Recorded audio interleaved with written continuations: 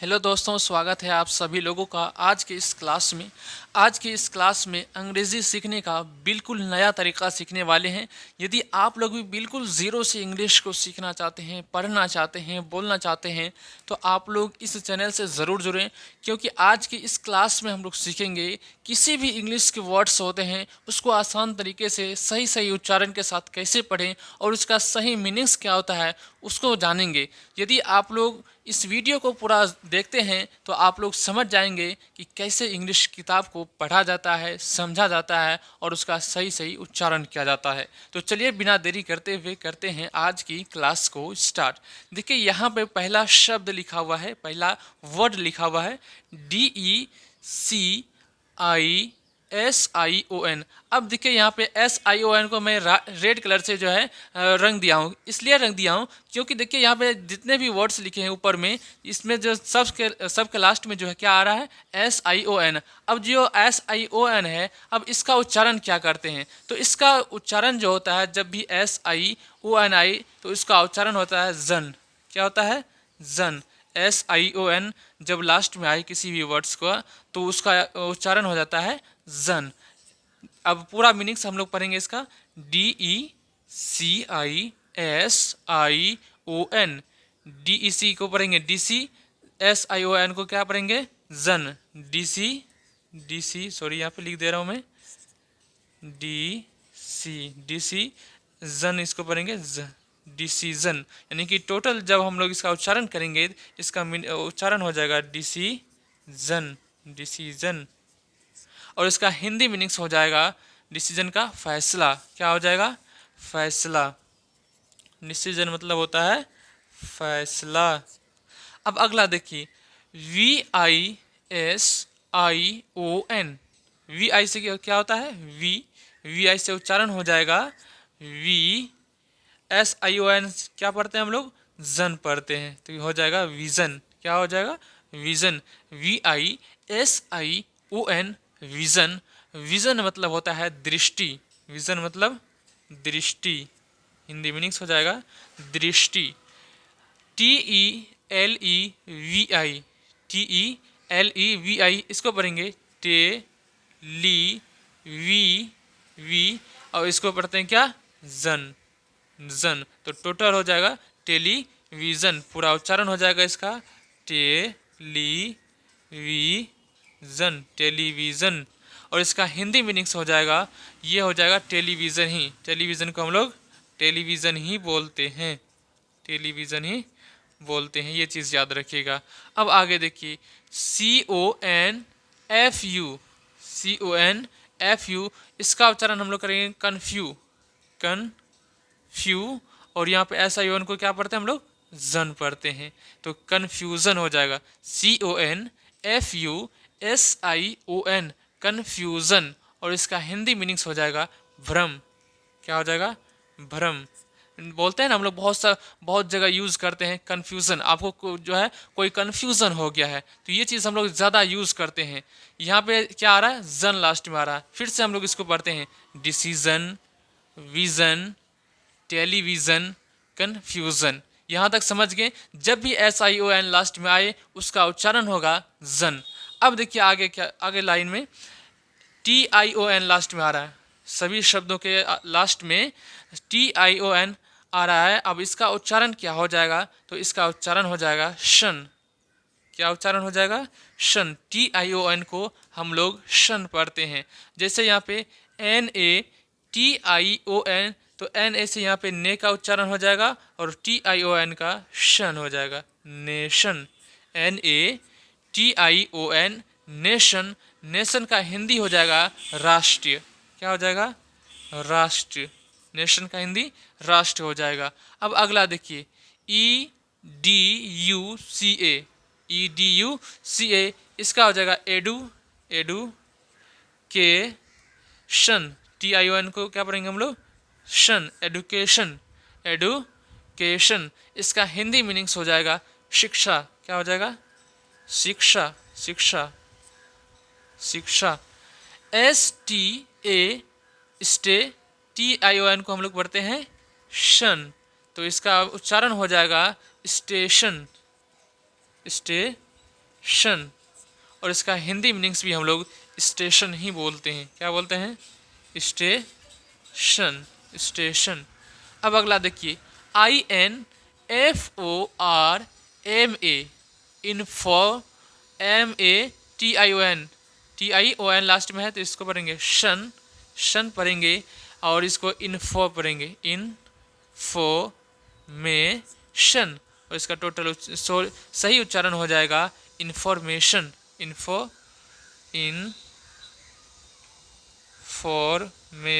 में शन, इंफॉर्मेशन, और इसका हिंदी मीनिंग्स हो जाएगा क्या? सूचना। इंफॉर्मेशन होता है सूचना या जानकारी देना। अब अगला देखिए, FUTURE। अब देखिए यहाँ पे सभी शब्दों के अंत में जो है क्या आ रहा है? TURE आ रहा है, तो इसका उच्चारण हम लोग करते हैं चर। TURE का जब वो लास्ट में TURE आए किसी भी शब्दों के अंत में, तो उसको पढ़ते हैं चर। क्या पढ़ते हैं? चर का उच्चारण करते हैं। FUTURE, इसका सही उच्चारण हो जाएगा फ्यूचर, फ्यूचर।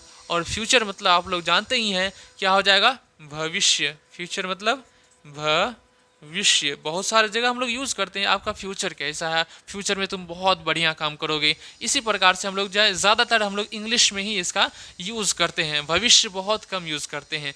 अब अगला देखिए, CULTURE लिखा हुआ है, लास्ट में क्या आ रहा है? TURE, तो इसका उच्चारण हम लोग क्या करते हैं? चर का उच्चारण करते हैं, और CUL से हो जाएगा कल, कल। तो CULTURE का सही उच्चारण हो जाएगा कल्चर, और इसका हिंदी मीनिंग्स हो जाएगा कल्चर मतलब क्या होता है? संस्कृति। क्या होता है? संस्कृति, संस्कृति। कल्चर मतलब संस्कृति होता है। अब अगला देखिए, NATURE, NATURE, इसमें भी लास्ट में TURE आ रहा है, इसका उच्चारण होता है चर, और NA से हो जाएगा ने, यानी कि NATURE, इसका सही उच्चारण हो जाएगा नेचर। क्या हो जाएगा? नेचर, और इसका हिंदी मीनिंग्स हो जाएगा, क्या हो जाएगा हिंदी? आप लोग बताइए कमेंट बॉक्स में क्या हो जाएगा इसका हिंदी। इसका हिंदी हो जाएगा प्रकृति, प्रकृति। नेचर मतलब होता है प्रकृति।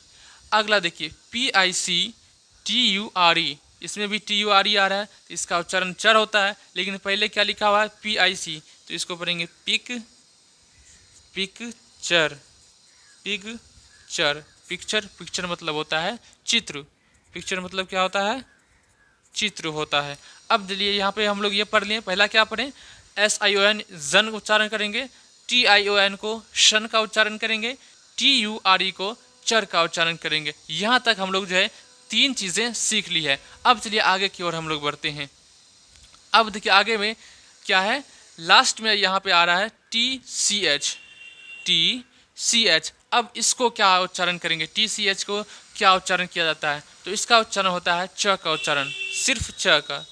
इसका उच्चारण क्या करेंगे? सिर्फ च। जैसे लिखा हुआ है MATCH, तो इसका उच्चारण हो जाएगा मैच। क्या हो जाएगा? मैच। इतना ही उच्चारण करना है। TCH का उच्चारण क्या हो जाएगा?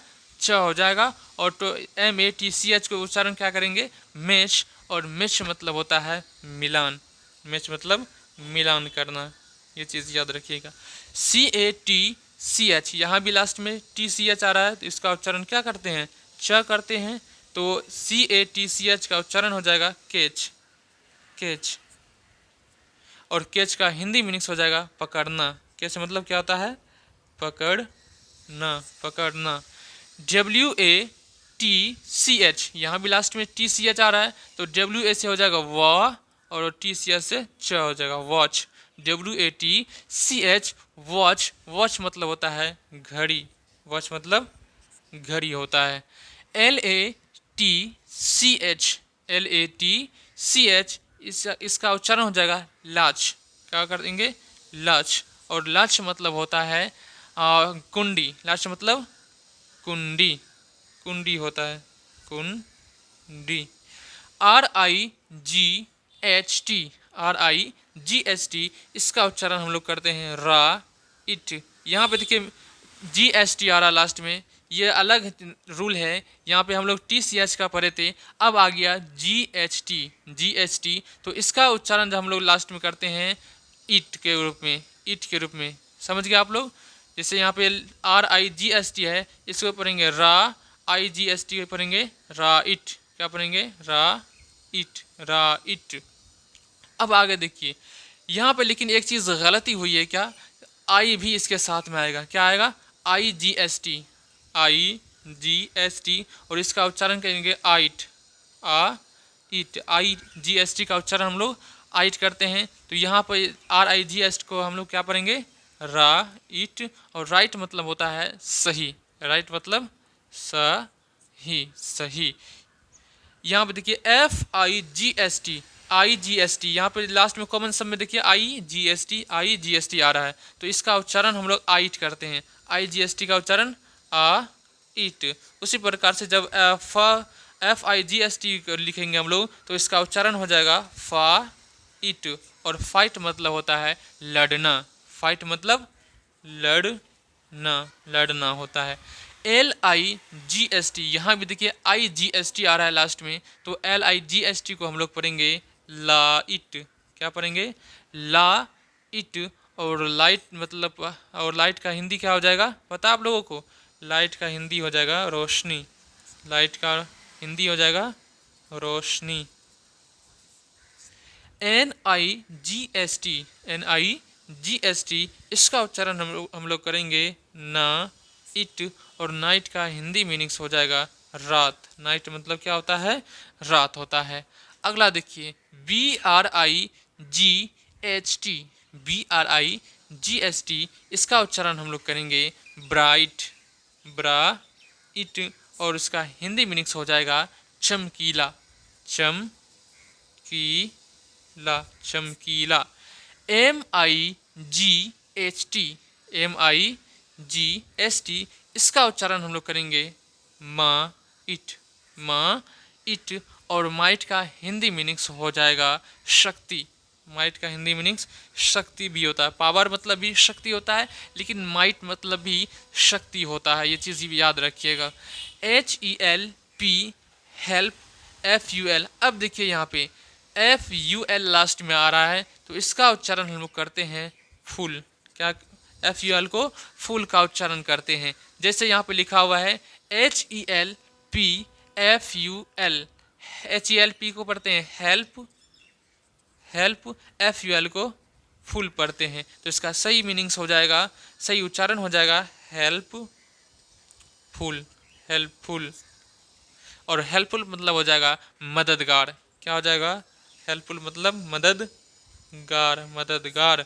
H A R M harm, F U L harmful, इसको पढ़ेंगे हार्मफुल, हार्मफुल, और हार्मफुल मतलब होता है हानिकारक, क्या होता है हानिकारक, हानिकारक। C A R E F U L, इसका उच्चारण हम लोग करते हैं careful, C A R E F U L, care, careful, careful, और इसका मीनिंग्स हो जाएगा, यानी कि मतलब इसका हिंदी हो जाएगा केयरफुल मतलब पता है आप लोगों को हो जाएगा वफादार, नहीं सावधान, सॉरी सावधान हो जाएगा यहाँ पे, केयरफुल मतलब सावधान होता है। अगला देखिए F A I T H F U L, faithful, इसका उच्चारण हम लोग करेंगे फैथफुल, फैथफुल, और फैथफुल का हिंदी हो जाएगा वफादार, क्या हो जाएगा वफादार। अब अगला देखिए H E L P L E double S, अब यहाँ पे देखिए एल ई डबल एस आ रहा है लास्ट में, तो इसका उच्चारण हम लोग करते हैं लेस, क्या उच्चारण करते हैं एल ई डबल एस को लेस करते हैं। जैसे एच ई एल पी है, इसको क्या पढ़ते हैं हम लोग हेल्प पढ़ते हैं, और एल ई डबल एस को हम लोग क्या पढ़ेंगे लेस पढ़ेंगे, तो हेल्प लेस हो जाएगा हेल्प लेस। और हेल्पलेस को हम लोग हिंदी का करते हैं मजबूर, हिंदी मीनिंग्स हो जाएगा मजबूर, हेल्पलेस मतलब मजबूर, मजबूर। अगला देखिए U S E L E double S, less हो जाएगा लास्ट में, और यहाँ पे यूज़ हो जाएगा, यू एस सी को हम लोग पढ़ते हैं use, use L E double S को लेस पढ़ते हैं तो हो जाएगा यूजलेस। और यूजलेस का हिंदी मीनिंग्स हो जाएगा यहाँ पे बेकार। क्या हो जाएगा? बेकार। बेकार चीज़, जो चीज़ हम लोगों को यूज़ में नहीं आता उसको क्या कहते हैं? यूजलेस करते हैं, बेकार चीज़ है वो। अगला देखिए क्या है, HOPELESS, इसको पढ़ते हैं होप। होपलेस। होपलेस। और होपलेस का हिंदी मीनिंग्स हो जाएगा निराश। क्या हो जाएगा? निराश। निराश। अगला है WEAKNESS। WEAK वीक पढ़ेंगे इसको, वीक। NESS को नेस पढ़ेंगे, इसका सही उच्चारण हो जाएगा वीकनेस। वीकनेस का हिंदी क्या होगा आप लोग कमेंट बॉक्स में ज़रूर बताइएगा। और आप लोगों को ये वीडियो कैसी लगी और ये नया तरीका कैसा लगा पढ़ने का, आप लोग ये भी कमेंट बॉक्स में ज़रूर बताइएगा। और इसी तरीके से मैं आप लोगों के लिए बिल्कुल आसान तरीके से इंग्लिश को पढ़ने और लिखने की आसान तरीका लेकर आऊँगा, ताकि आप लोग जल्द से जल्द सही सही उच्चारण के साथ हिंदी को बोलना, लिखना और पढ़ना सीख पाएंगे। यहाँ तक क्लास में बने रहने के लिए आप लोगों का बहुत बहुत धन्यवाद। मिलते हैं अगले नेक्स्ट क्लास में।